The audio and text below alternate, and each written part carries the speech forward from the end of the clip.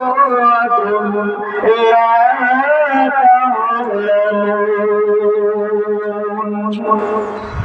وقال رسول الله عليه وسلم الجهاد معكم إلى يوم القيامة. رواه سنن أبو داود أو كما قال عليه الصلاة والسلام. اللهم صل على محمد وعلى آل محمد كما صليت على إبراهيم وعلى آل إبراهيم إنك حميد مجيد. اللهم بارك على محمد وعلى آل محمد كما باركت على إبراهيم وعلى آل إبراهيم إنك حميد مجيد. الحمد لله মহান মনিবের দরবারে যে মহান মনিব রব্বুল আলামিন আমাদেরকে আজ পবিত্র জুমার দিন পর্যন্ত হায়াতে বাঁচিয়ে রেখে তার পবিত্র ঘর মসজিদে আসার কিছু কথা করার কিছু কথা বলার শোনার তৌফিক দান করেছেন। সেই মহান মনিবের দরবারে আমাদের অগ্রসর করতে এসে আলহামদুলিল্লাহ।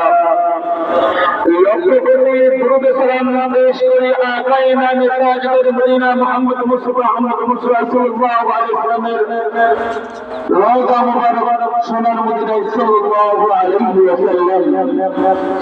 সম্মানিত মুসলিম کرام, সময়ের নাজুক সময়, যেই সময় মুসলমানদের উপর ব্যাপকভাবে বিপর্যয় নেমে এসেছে, সারা আমাদের কাফের মুশরিক হিন্দু বৌদ্ধ খ্রিস্টান সকলে মিলে একজোট হয়ে মুসলমানদের উপর ব্যাপকভাবে হামলা করে মুসলমানদেরকে কেমন যদি দুনিয়া থেকে নিশ্চিহ্ন করে দিবে এই মহড়ায় তারা লিপ্ত হয়েছে। আজ ফিলিস্তিনের ভূখণ্ডে কোন বাড়িঘর বাকি নেই, কোটি কয়েক মানুষ মাত্রই বাকি আছে সে শহর নিয়ে। আজ আমরা ইন্ডিয়ার দিকে তাকিয়ে দেখি মুসলমানদের বাড়িঘর শত শত মসজিদ মাদ্রাসাগুলিকে তারা বিভিন্নভাবে হামলা করে বুলডোজার দিয়ে তারা ঘুরিয়ে দিয়েছে। মুসলমান মা বোনদের ইজ্জতকে তারা কেড়ে নিচ্ছে।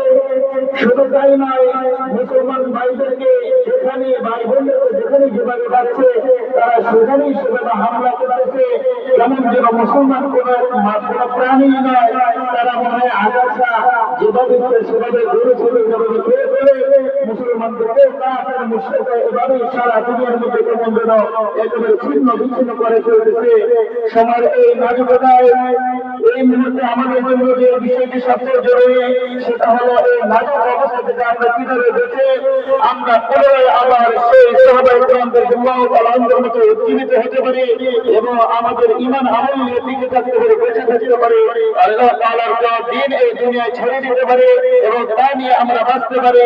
তাই তো আজ আপনাদের সামনে যে বিষয়টা আমি নির্ধারণ করেছি সেটা হলো জিহাদ ফি সাবিলিল্লাহ বা আল্লাহর রাস্তায় জিহাদ করা।